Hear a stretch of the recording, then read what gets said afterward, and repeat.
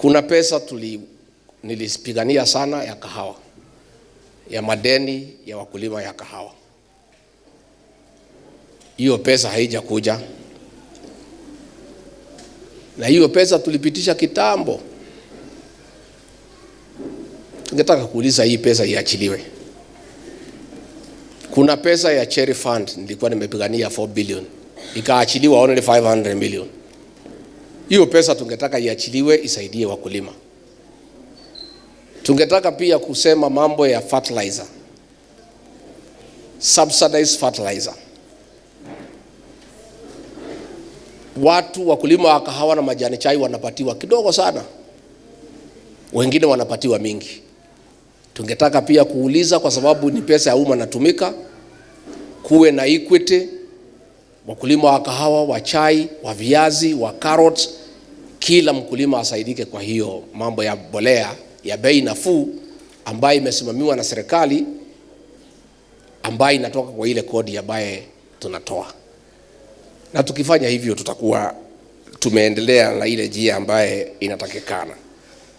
And I would like to ask the Inspector General of Police, Douglas Kanja. He's a man from here, ni mtu hapa nyumbani.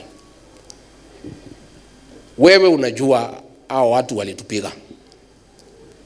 Picha zao ziko. Most of them have criminal records. Why are you not arresting them and taking them to court? We know, of course, because walipangwa na serikali. Lakini siku moja Bwana Kanja utajibu hiyo swali. One day. These people who attacked innocent people, wakatuumiza, wakaumiza wananchi, wanazurula kila pahali na wanajulikana. Alafu mnakuja kushika Karongo Dhangwa, Peter Mwathi, watu ambaye hawahusiki. Wale walipigwa na wale waliwapiga wanaendelea kutembea. And we know ilikuwa ni mpango ati mtumie Wakikuyu kupiga Wakikuyu, ndio rais na watu yake pale wacheke kusema hii ni Wakikuyu wanapigana. Mimi ningetaka kuuliza rais wetu, kwa sababu hao watu walikupigia kura. Hata kama umewakera na umewafanyia mambo mingi, hawana furaha. Hii pombe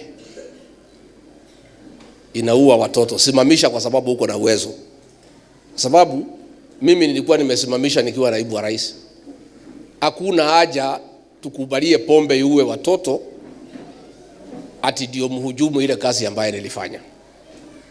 Sisi nauliza tu heshima kama jamii, hapana kutukana sisi na kuita sisi wa kabila. Sisi hatuna ukabila, kwa sababu tulikupigia kura na wewe hukuwa mtu ya kabila hii. Hiyo ni thihirisho kamili, sisi hapana wa kabila. Hapana tafuta marafiki yako wapya kutukana sisi kwa mikutano, kutuita sisi ni wa kabila. Wewe ndukia modo nyo mulite.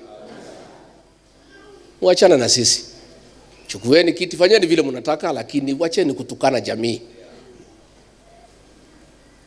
You know, if nothing else, respect this community for their kindness towards you. Just respect them. You don't have to do anything else. Just respect these people. Huko na marafiki wapya, kazi yako ni kupeleka hao mikutano, kututukana na kusomea hii jamii, na kusema vile sisi tuko wajinga na nini na mambo kama hayo. Ni sawa tu. Pia tunataka kuuliza, hakuna haja ya kutukana raia.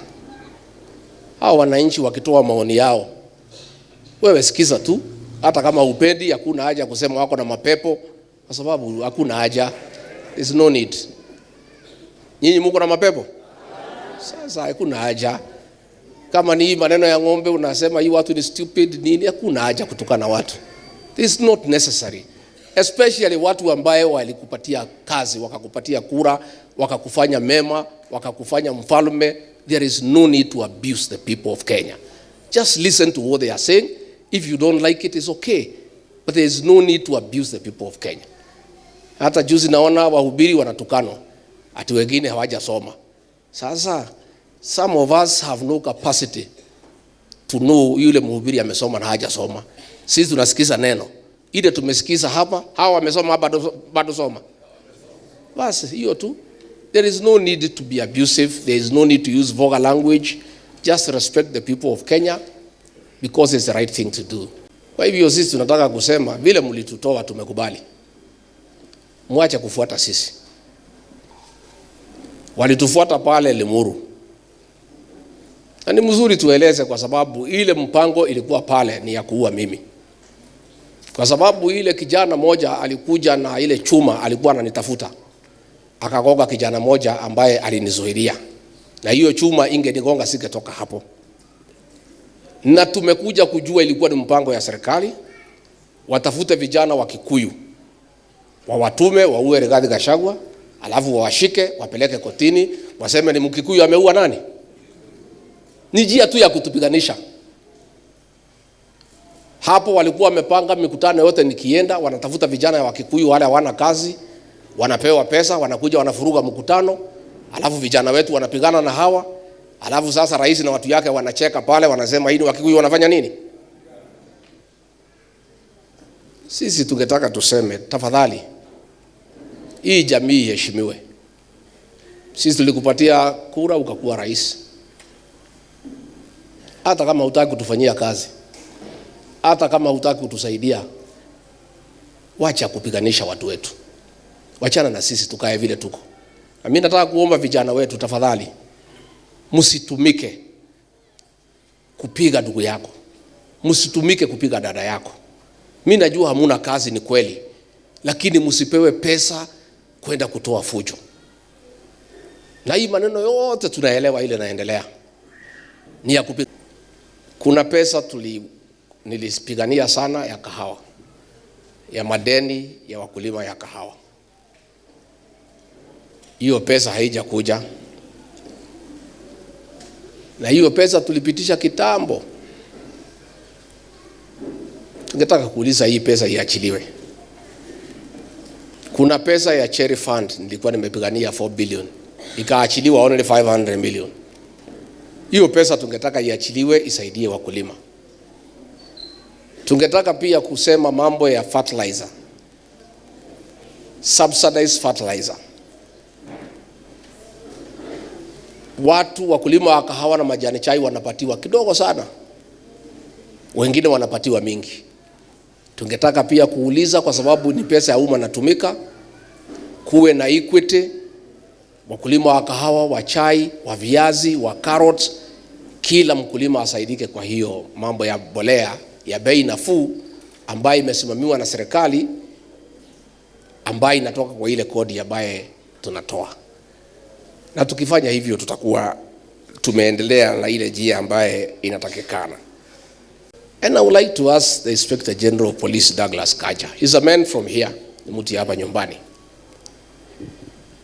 Wewe unajua hao watu walitupiga. Picha zao ziko. Most of them have criminal records. Why are you not arresting them and taking them to court? We know, of course, because walipangwa na serikali. Lakini siku moja Bwana Kanja utajibu hiyo swali. One day. These people who attacked innocent people, wakaumiza wananchi, wanazurula kila pahali na wanajulikana. Alafu mnakuja kushika Karongo Thang'wa, Peter Mwathi, watu ambaye hawahusiki. Wale walipigwa na wale waliwapiga wanaendelea kutembea. And we know ilikuwa ni mpango ati mtumie Wakikuyu kupiga Wakikuyu, ndio rais na watu yake pale wacheke kusema hii ni Wakikuyu wanapigana. Mimi ningetaka kuuliza rais wetu, kwa sababu hao watu walikupigia kura.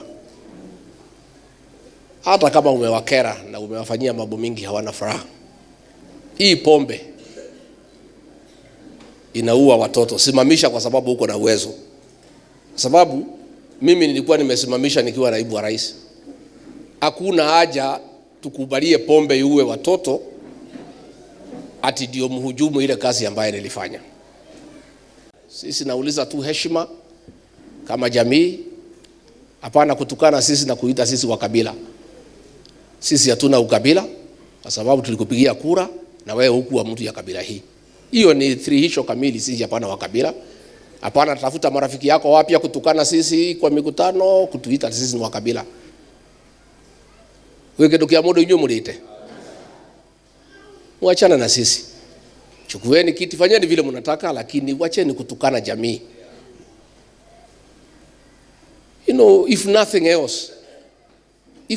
else, respect this community for their kindness towards you. Just respect them. You don't have to do anything else. Just respect these people. Huko na marafiki wapya, kazi yako ni kupeleka hao mikutano, kututukana na kusomea hii jamii na kusema vile sisi tuko wajinga na nini na mambo kama hayo. Ni sawa tu. Pia tunataka kuuliza, hakuna haja ya kutukana raia. Hao wananchi wakitoa maoni yao, wewe sikiza tu. Hata kama upendi, hakuna haja kusema wako na mapepo, kwa sababu hakuna haja.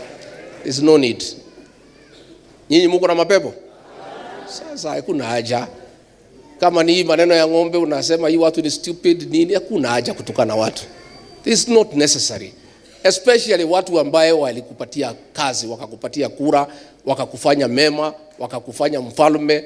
There is no need to abuse the people of Kenya. Just listen to what they are saying. If you don't like it, it's okay. But there is no need to abuse the people of Kenya. Hata juzi naona wahubiri wanatukanwa, ati wengine hawajasoma. Sasa some of us have no capacity to know yule mhubiri amesoma na hajasoma. Sisi tunasikiza neno. Ile tumesikiza hapa, hawa wamesoma bado soma. Basi hiyo tu. There is no need to be abusive. There is no need to use vulgar language. Just respect the people of Kenya because it's the right thing to do.